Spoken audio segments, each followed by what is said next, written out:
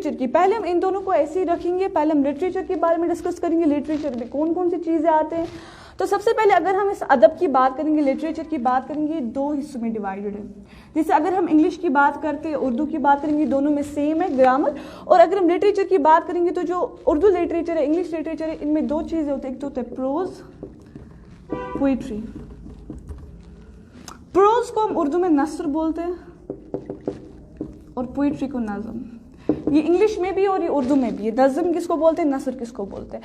फिर आगे जब हम वर्सिफिकेशन और ग्रामर की बात करते हैं तो ये इन पे डिपेंडेंट है। यानी पोइट्री के लिए जो ग्रामर हम इस्तेमाल करते हैं वो है वर्सिफिकेशन, क्योंकि अगर हम देखते हैं पोइट्री जो नज़म है ये वर्सेस में ही होती है, तो उसके लिए जो ग्रामर हम इस्तेमाल करते हैं वो है वर्सिफिकेशन, और प्रोज के लिए जो ग्रामर हम इस्तेमाल करते हैं वो है ग्रामर, सिंपल।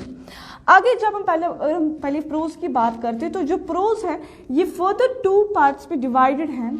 सबसे पहले जो यहाँ पर है वो है फिक्शन और दूसरे नॉन फिक्शन।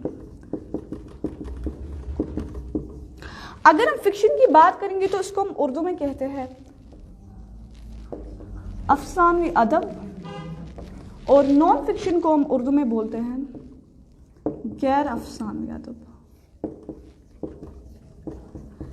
ये प्रोज की दो टाइप्स है, अफसानवी अदब और गैर अफसानवी अदब, फिक्शन एंड नॉन फिक्शन। अब सबसे पहले हम फिक्शन की बात करेंगे। फिक्शन में कौन कौन सी चीज़ें आते हैं। सबसे पहले हम डिस्कस करते हैं जो लफ्ज़ होता है, ये वर्ड, इसकी हमेशा 2 मीनिंग होती है। एक होती है इसकी लुग़वी माने और दूसरा होता है इस्तिलाही माने।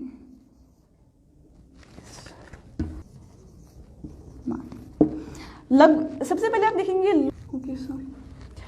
अगर हम देखेंगे लुग़वी माने, लुग़वी यानी डिक्शनरी की, डिक्शनरी में जो हम मीनिंग देखते हैं वो होती है लुग़वी माने या लिटरल मीनिंग भी आप बोल सकते हो इसको।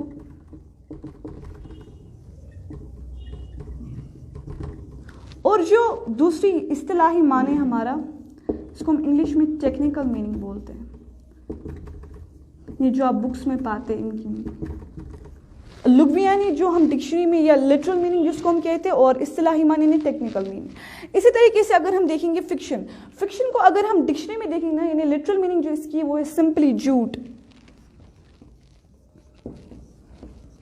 और अगर हम इसकी टेक्निकल मीनिंग देखेंगे तो वो ऐसा होता है, यानी ऐसा झूठ जिससे हम सच की वजाहत करते हैं। यानी फॉर एग्जांपल मैं आपको एग्जांपल देती हूँ, जैसे कि अगर हमारे पास हमारी सोसाइटी में करप्शन होता है, तो करप्शन की अगर हम बात करते हो तो करप्शन जो है वो उन लोगों के साथ हो रहा है, तो वो एक मतलब जो करप्शन हो रहा है वो सच है। लेकिन अब जब हम देखेंगे हमारे यहाँ पर मूवीज़ बनती है, फिर उनमें दिखाया जाता है कि करप्शन होता है वगैरह वगैरह, लेकिन जो रोल वो प्ले करते हैं, यानी जो एक्टर्स होते हैं या वगैरह वगैरह जो किरदार को निभा रहा है, वो उनके साथ तो हकीकतन ये नहीं हुआ है ना, वो तो मतलब प्ले करे ये रोल, लेकिन करप्शन जो असल में हुआ है, लेकिन जो लोग इसको प्ले करे इस रोल को, उनके साथ असली में ही नहीं हुआ है। तो ये यहाँ पर बनेगा इसकी लिटरल मीनिंग फिक्शन की। अब अगर हम देखेंगे फिक्शन में कौन कौन सी चीज़ें आते हैं, मैं यहाँ फिक्शन की अगर मैं बात करती हूँ तो जो सबसे पहले अगर मैं आप लोगों को बताती हूँ, जो हम स्टोरी पढ़ते हैं जिसको हम उर्दू में कहानी बोलते हैं, ठीक है ना, तो स्टोरी जो है वो फिक्शन में आती है, क्योंकि वो सच तो नहीं होती, वो तो झूठी होती है, वो तो हम खुद लिखते हैं, उसको कहानी बोलते हैं उर्दू में। दूसरा अगर हम देखेंगे हमारे पास नॉवल है, नॉवल उर्दू में भी नॉवल ली है, और जो हमारे पास ड्रामा है उसको ड्रामा ही बोलते हैं, या जो हमारे पास दास्तान जिसको हम फेबल बोलते हैं।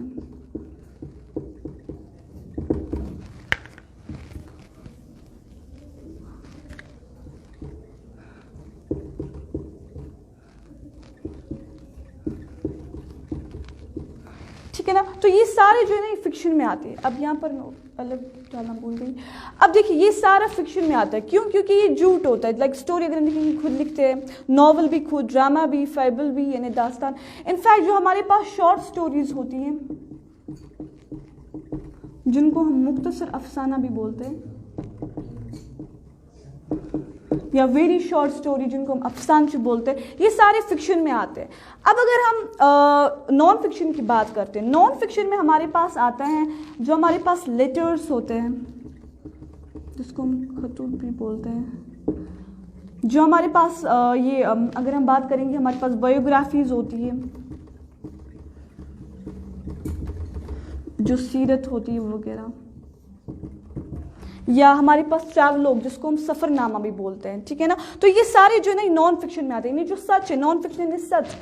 अब देखिए, अब हम थोड़ा सा स्टोरी के बारे में डिस्कस करते हैं कि स्टोरी क्या होती है, इसमें कौन कौन सी चीज़ें आते हैं। यहाँ पर स्टोरी जो होता है ये कहानी होती है, जिसको हम कहानी बोलते हैं। अब स्टोरी के जो मेन पार्ट्स हैं, मेन हिस्से, यानी ये इसके जो कंपोनेंट्स हैं, किसके बने हैं, स्टोरी कैसे बनती है, वो हम यहाँ पर डिस्कस करते हैं। सबसे पहले इंपॉर्टेंट चीज जो होती है वो होती है प्लॉट। प्लॉट इंपॉर्टेंट होता है स्टोरी में, प्लॉट के बगैर स्टोरी नहीं बनती है। अब प्लॉट का मतलब क्या होता है, प्लॉट क्या होता है, ये जो हमारे पास इवेंट्स होते हैं या इंसिडेंट्स होते हैं या कोई भी इवेंट्स होते हैं, उनकी एक ऑर्गेनाइजेशन, एक तरकीब उनकी, मतलब अगर हम देखेंगे प्लॉट किसी भी चीज़ का, लाइक जो हमारे, अगर आप कोई स्टोरी देखते हैं उसमें जो इंसिडेंट्स होते हैं या इवेंट्स होते हैं वो प्लॉट कहलाते हैं, और वो अगर हम देखेंगे उनके बगैर स्टोरी नहीं होती है। ये बहुत इंपॉर्टेंट होता है प्लॉट एक स्टोरी में होना। दूसरी चीज़ जो होती है वो होती है ओपनिंग,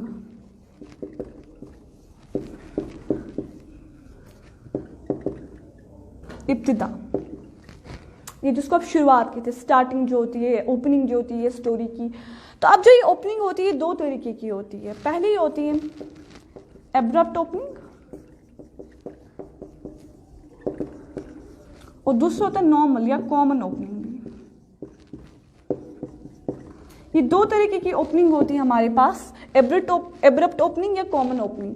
कॉमन ओपनिंग यानी सीधे जो स्टोरी में होता है, और एब्रप्ट ओपनिंग में क्या होता है, उसमें इंट्रोडक्शन नहीं डिस्कस किया जाता है, वो वहाँ पर सीधे होता है, मतलब उसमें इंट्रोडक्शन वगैरह ये नहीं कहा जाता है, बीच में कहा जाता है, ऐसा कुछ होता है एब्रप्ट ओपनिंग। और कॉमन ओपनिंग यानी सीधे। तो ये था ओपनिंग यानी इब्तिदा, जिसको हम शुरुआत भी बोलते हैं।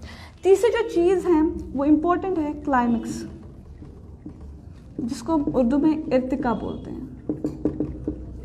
क्लाइमेक्स जो होता है यानी इर्तिका। क्लाइमेक्स मैं आपको ऐसे समझाती हूँ, देखो जैसे कि अगर हम स्टोरी की बात करते हैं, ये फॉर एग्जाम्पल स्टोरी की बात करते हैं, स्टोरी में आप लोगों ने देखा होगा कभी क्या होता है, कभी खुशी होती है, कभी हैप्पीनेस होती है, कभी सैडनेस होती है। तो क्लाइमेक्स स्टोरी में तो ये आम होता है, कभी खुशी होता है किसी पार्ट में गम भी होता है, तो ये मतलब सारे जो क्लाइमेक्स में आता है उसको इर्तिका बोलते हैं, और ये भी बहुत ज़्यादा इंपॉर्टेंट होता है स्टोरी में, इर्तिका। नेक्स्ट अगर हम बात करते हैं तो हम कैरेक्टर्स की बात करते हैं। ओके, तो अगर हम कैरेक्टर्स की बात करते हैं, जिनको हम उर्दू में किरदार बोलते हैं, हमारे पास बहुत से किरदार होते हैं एक स्टोरी में। आप थोड़ी सी हम यहाँ पर डिस्कस करते हैं। हमने नाम सुना है प्रोटोगोनिस्ट का। देखिए मैं आप लोगों को ये ऐसे समझाती हूँ, हमारे पास एक वर्ड है जिसको हम बोलते हैं मरकज।